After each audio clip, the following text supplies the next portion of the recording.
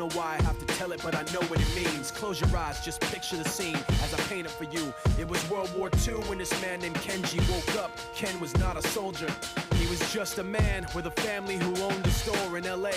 That day, he crawled out of bed like he always did, bacon and eggs with wife and kids. He lived on the second floor of a little store he ran. He moved to LA from Japan, they called him immigrant. In Japanese, he'd say he was called Issei. That meant first generation in the United States, when everybody was afraid of the Germans, afraid of the Japs, but most of all afraid of a homeland attack. And that morning, when Ken went out on the doormat, his world went black, cause right there, front page news, 3 weeks before 1942, Pearl Harbor's been bombed and the Japs are coming. Pictures of soldiers dying and running. Ken knew what it would lead to, just like he guessed. The president said the evil Japanese in our home country would be locked away.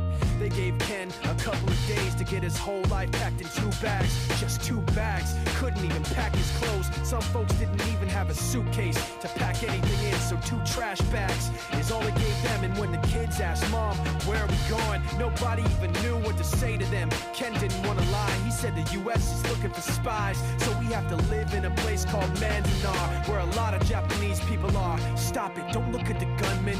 You don't want to get the soldiers wondering if you're gonna run or not, cause if you run then you might get shot. Other than that, try not to think about it. Try not to worry about it being so crowded, but someday we'll get out. Someday, someday. As soon as war broke out, the FBI came and they just come to the house and you have to come. All the Japanese have to go. They took Mr. Nee. People couldn't understand why they had to take him, because he's just innocent laborer. So now they're in a town with soldiers surrounding them. Every day, every night, look down at them. From watchtowers up on the wall, Ken couldn't really hate them at all. They were just doing the job, and he wasn't gonna make any problems. He had a little garden, vegetables and fruits that he gave to the troops in a basket his wife made. But in the back of his mind, he wanted his family's life saved.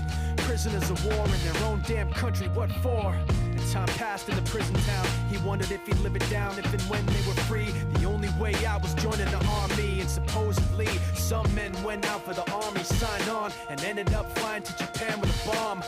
That 15-kiloton blast put an end to the war pretty fast. 2 cities were blown to bits. The end of the war came quick, and Ken got out. Big hopes of a normal life with his kids and his wife, but then they got back to their home, and what they saw made him feel so alone. These people had trashed every room, smashed in the windows and bashed in the doors, written on the walls and the floor, Japs not welcome anymore.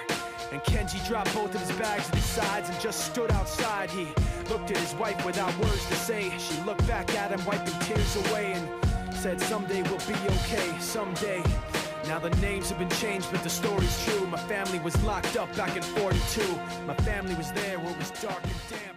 Let me tell you a story in the form of a dream. I don't know why I have to tell it, but I know what it means. Close your eyes, just picture the scene as I paint it for you. It was World War II when this man named Kenji woke up. Ken was not a soldier. He was just a man with a family who owned a store in LA. That day, he crawled out of bed like he always did, bacon and eggs with wife and kids.